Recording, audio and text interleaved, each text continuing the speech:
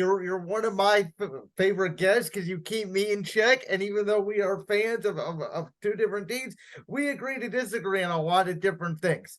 So I said going into the week 4 game against Washington when, Philly was 3-0 and Washington came out the bat, lost to Buffalo. I said the Commanders have the formula to beat the Eagles. I didn't predict you guys to beat us in Philly, but I knew it was going to be a close game because I know that your team matches up very well with my team. They have as equal of a defensive line. They have great weapons. The biggest question will always be, how will the quarterback play? And Sam Howell played very good outside of the third quarter in that week 4 game in Philadelphia. The tremendous last drive of the game to send it into overtime. And I know you and every Commanders fan out there probably wanted Ron Rivera to go for 2. I thought they were going to go for 2. I thought if you would have won for 2, you would have won the game. So I'm going to start with this. You know where I've been at on offensive coaches versus defensive coaches. I just feel like offensive coaches in today's NFL have a better sensibility of offensive line, quarterback, need weapons, go for it, analytics type football. This Commanders team has almost everything you want in a really good football team, maybe a little bit of help in the secondary potentially, but outside of quarterback, it's a really good roster. I personally feel like Ron Rivera has held the team back, and I know you have a lot of thoughts that you want to get to. Oh, man. Last year I defended him. And I feel like every year I've been on, Brandon, I've always defended Ron Rivera and gave him benefit of the doubt most times. But guess what? After what happened week 5, pack your bags. I want you out. I think I have not just liked what he's done this year. I mean, you win the first 2 games, great. I mean, those are 2 good wins. And then you lose that third game to Buffalo. Awful game all around. You're going to have that once in a while. The Philly game, it stung, man, because we have what it takes. We know what it takes to beat Philadelphia, especially in Philadelphia. That's what a lot of teams are afraid of, going to Philadelphia and winning, but we have to go there every year. So, we know how the fans are going to be, and the team knows that. And Ron Rivera, when he didn't go for it on 2 or for the 2-point conversion, he lost the privileges of Riverboat Ron, because when you are in the riverboat, you go for it. And what did he not do? He didn't go for it. Especially on the road. That's just every head coach, regardless of analytics. The rule has always been, if you're at home, you got the crowd behind you, some argue you kick the extra point. On the road, it's always been, you're up against that crowd. By the way, you're on a short week the next week, Thursday night against Chicago. You don't want to play an extra period, because studies always say that the team the next week after overtime, if they play a short week, they don't look right. And we saw that against the Bears. So, yeah. We saw it against the Bears. Hell, I was at the game live. I saw it with my own 2 eyes. Okay. I did not know that. So, yeah, because I usually go to a couple Commanders games every year. I really want to go to the Thursday night game. I love Thursday night football. If I know a lot of people may hate it, but I love Thursday night football. I look forward to it every week because it starts your week off. It starts the NFL week off. But that's besides the point. What happened in DC week 5 was an utter disgrace. I don't understand how you let the Bears put up 40 points on you. I've watched this team thick and thin pretty much all year. And honestly, this is the first season in a while where I felt very uninterested in the team. And it's not because of ownership, because this is an evaluation year. So I'm not saying Josh Harris is doing a terrible job. No, he's a savior. The dude's a savior. He saved us he from doesn't have to do anything right years. now, but just watch the team and see what changes need to be made in the offseason. Yeah. I had said that when Rivera hired Bieniemy, I said, Rivera, you just hired your replacement for 2024. Now, I don't know if it's going to be true. You obviously, by your reaction, hope it's true.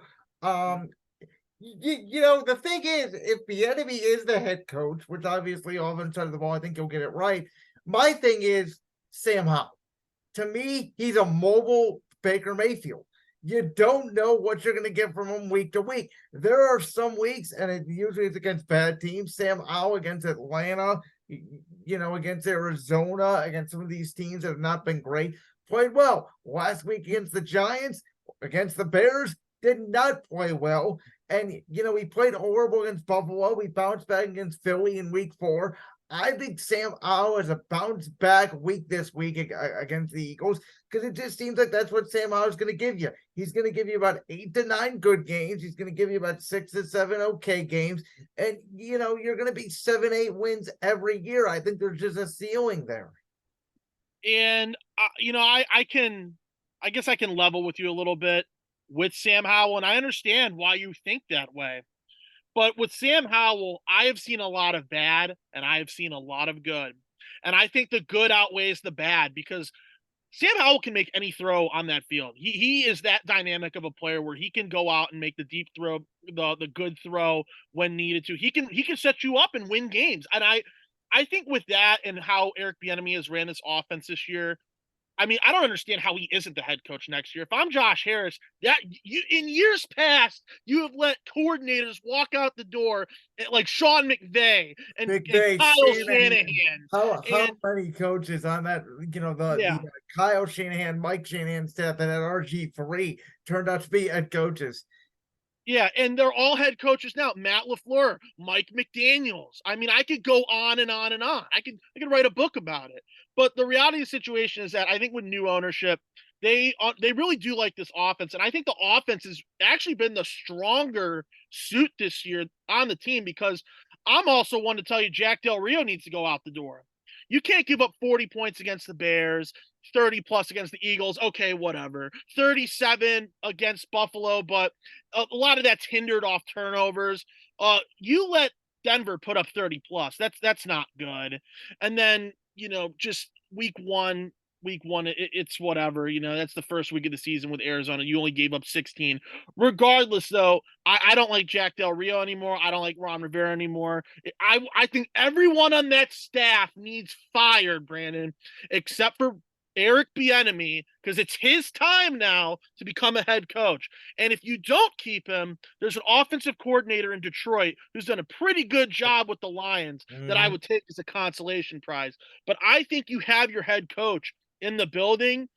I think everyone knows it, but I don't think they want to realize that's going to be the reality come in the offseason. Because I do believe if we were to lose to you guys this week and then drop another game after what happened last week to the Giants, who are out 4 starters, which is, again, Commanders to a T, lose to and play down to opponents they should beat down, then yeah, I think Ron Rivera is out by week 10 if this starts sputtering out of control.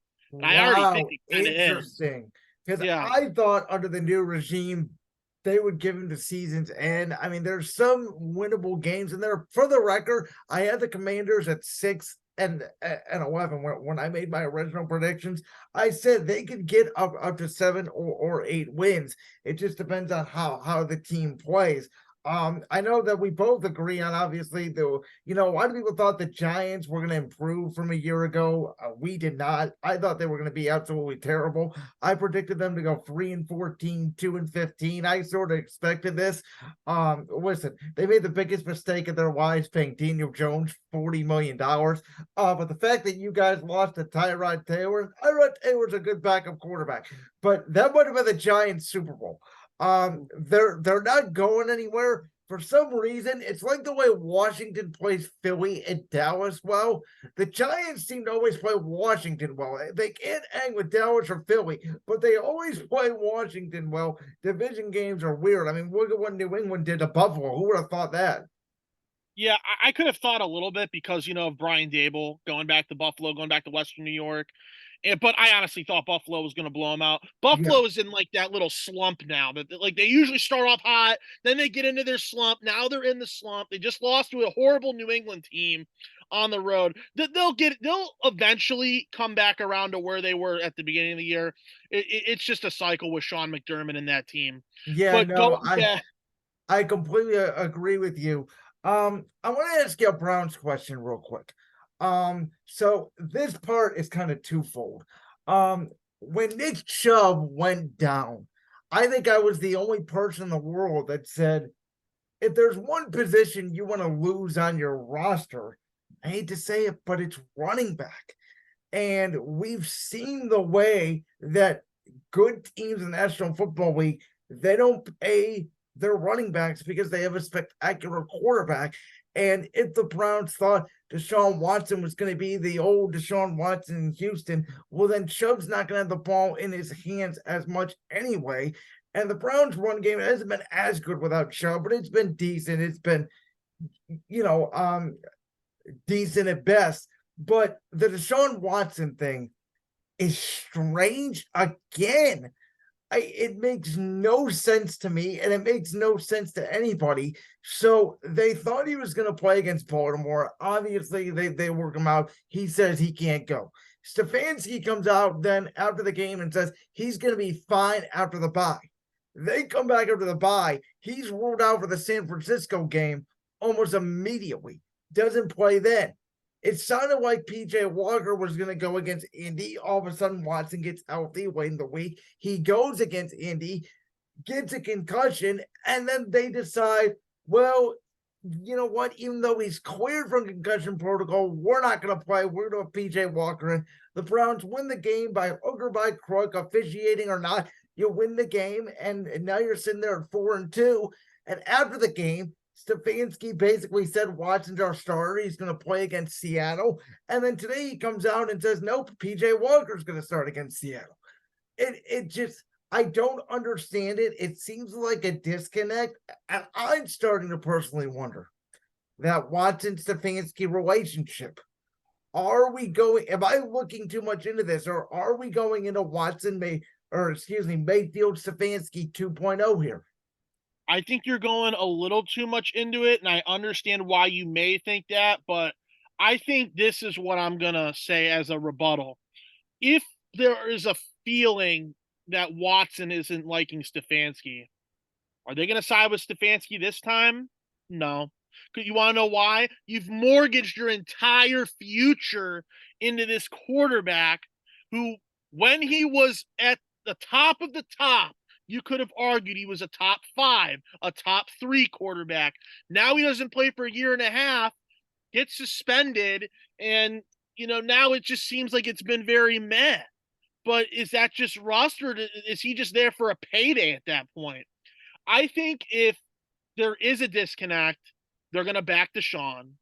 And it's not because they might not like Kevin Stefanski professionally or as a person. No, you literally mortgaged your future. You outed a quarterback who's in Tampa right now after making numerous stops last year, trying to prove he could still play. And Tampa's actually 3-3 right now. They're doing pretty decent themselves. But back to what I was saying, like, if there is a disconnect, they're going to side with Deshaun. But I don't know. I'm getting like really weird Peyton Hillis vibes from this.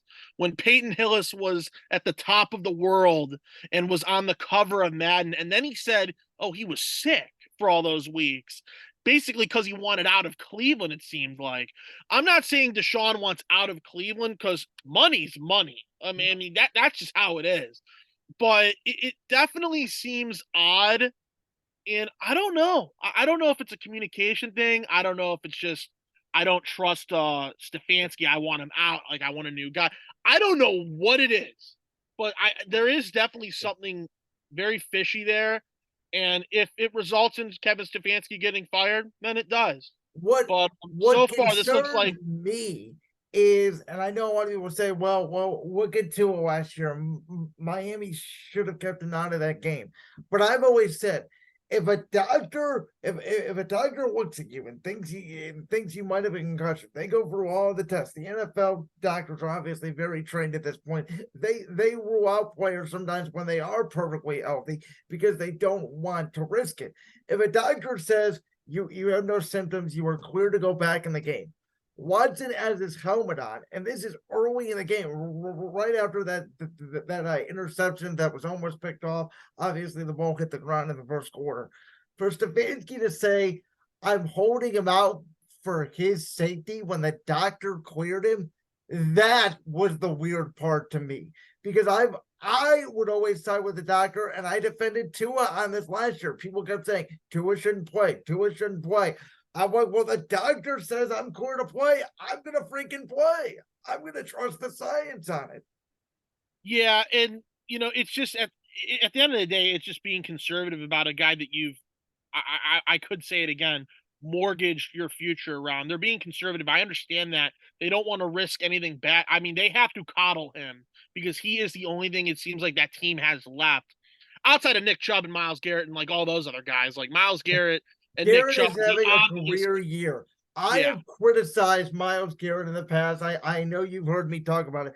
For 6 or 7 years, it felt like, oh, Garrett's the NFL leader in sack. He'd get 1 sack a game, and that was it. He really wouldn't impact the game. Now, under this literally historic defense under Jim Schwartz, and yes, they gave up 38 points to the Colts last week. Me and you both know even historic defenses have bad days. Historic offenses have bad days. The Browns defense is still very good. The fact they're 4-2 and it feels like they're 2-4 and they're right in the middle of this thing in the AFC North is just unbelievable to me. They have a legitimate shot at the playoffs. The question's going to be, is your quarterback going to be healthy? Is it going to be Watson? Because PJ Walker has not played great. Obviously, DTR didn't look great at all against Baltimore. They had to bring in PJ Walker knowing that. So I'm very interested to see how the second half of the season goes for the Browns. I give a lot of credit to Jim Schwartz. It definitely seems like being a defensive coordinator is more of his go-to rather than being a head coach. He's really rebuilt the Browns defense that was awful last year in about every statistical category that you could have possibly named. They were at the bottom. Then you go out, bring in some free agents like Juan Thornhill and Dalvin Tomlinson and some defensive line help, and this team just looks insane. Like they're one of the teams, as much as I don't like to admit this, they are one of the teams in the NFL where if a quarterback like PJ Walker, it has to start for them every week. That defense is good enough on its own 2 legs to win them games. That is a historic turnaround for a team that had a very bad defense last year to where they're at now. But with that being said, it doesn't always work out like that. And if they have to go into the postseason, essentially, if they make it that far, because I don't know, this could all turn back around. Like they could be 2-4 right now, so this could all turn back around on them if Deshaun can't play. But if they have to go into the playoffs without Deshaun because his shoulder's hurt, I don't know if this is going to be sustainable enough for them to hold it up. Because sometimes teams with good defenses, if you just do not have the help at the quarterback position, they don't have Nick Chubb, and I mean Jerome Ford's good, and so is Kareem, but is it We've seen it sustainable? I don't basically know. with the Jets last year, how good their defense was, and then obviously the quarterback position just bottomed out at the end of last year. My last question for you today on this pod, Austin, I gotta ask you, because I've been asking all my guests that comes on this show. Are you a Swiftie? I've never been too into Taylor Swift. I do like some of her songs, but I am not a Swiftie. No, I am right there with you, but I gotta tell you what, this thing with Kelsey is fascinating. I love it. I like that Travis, a Cleveland Heights guy, is dating one of the most polarizing figures in the world in terms of entertainment and whatever you want to say. Taylor Swift is a polarizing person, and I'm happy for Travis, man. As long like whatever it makes him happy, however he gets happy, whoever makes him happy. I mean, I'm all for it, man. Travis is an Ohio guy, a Northeast Ohio guy. I always love seeing Northeast Ohio people do really well from small to big. So I really am happy that he's happy I with think him. it's crazy that she's a diehard Philadelphia Eagles fan. She's dating a freaking Chiefs player. What is this? The craziest part about it is, I work for a transportation magazine. We cover transportation all across North America. We did a story on her as our cover story for one of our magazines earlier this summer because she was breaking transportation records because people couldn't drive down to her concerts because there was no parking. Yeah, and what's crazier about how she's a diehard Eagles fan? I think she's from over from that area of Yeah. PA. That's why she's a fan. You know what makes it like even crazier is like she's a diehard fan of the Eagles, yet she's dating Travis Kelce, who's on the Chiefs. But his brother plays for the Eagles, and Yes. the mother is the mother of Jason and Travis, who play for both of those teams. It's a full circle. It's like a triangle. You draw one line there, the other line connects there, and it goes all the way around. It really is the matrix that has not been solved yet. And that's what's crazy to me. But I'm glad this Travis Kelsey Taylor Swift thing is playing out because it is great for like media. It's awesome. Austin Arnold, it was always a blast, my man. We're gonna have to bring you on, maybe around Super Bowl time, maybe around March Madness time again. I'll tell you what, I don't bring on a ton of guests during the season because I like to be honest with you, having more of that off-season chat because there's so much to talk about. When you get to that March, it's like, what's this team gonna do? What's this team gonna do? The NBA playoffs are coming up, MLB season starts, March Madness, obviously, right in the middle of it. So it's always a great time, always a blast. My favorite and my only Washington Commanders fan that I actually root for, and I think of you every Sunday. Appreciate it every time you come on the podcast, man. Thank you. I appreciate it. Follow my social media pages.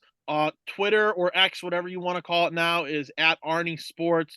It's always been that way. I usually try to tweet out sports opinions about the Commanders more times than not, and you've probably seen my frustrating rant if you already follow me from this past Sunday.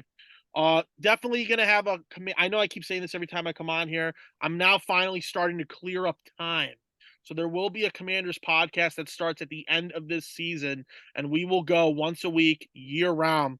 And also, Bet the Mac. That's another podcast that I do. So if you follow Bet the Mac, that's another podcast that me and Enzo Orlando do.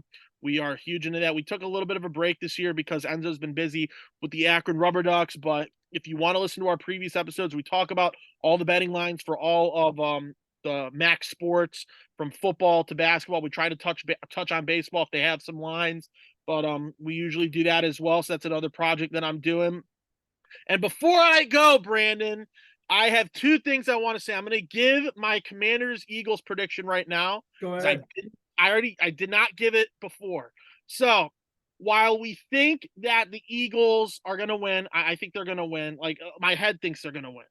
But if I were to give a prediction, it's either going to be the Commanders win a close one and they play up to their opponent for like the 200th time, or they're going to get stomped because Philly's mad about what happened week 4 and they don't ever want to get close that again. So I think Washington covers 6, 6.5, 7.5, whatever the line is. I think they're going to cover again. 6.5 right now. I have Washington covering as well. Yeah, I have Washington covering. I think the final score is going to be Philadelphia 31, Washington 28. Okay, that's So interesting because that's my prediction. 24. So you're like a touchdown more than me or a field goal.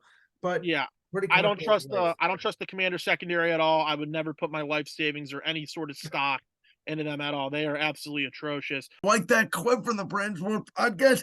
If so, make sure you go down there and hit that subscribe button. While you're down there hitting the subscribe button, make sure to also hit the notification bell so you never miss another upload. And make sure you check out all the other clips from the Brands World podcast right here on YouTube.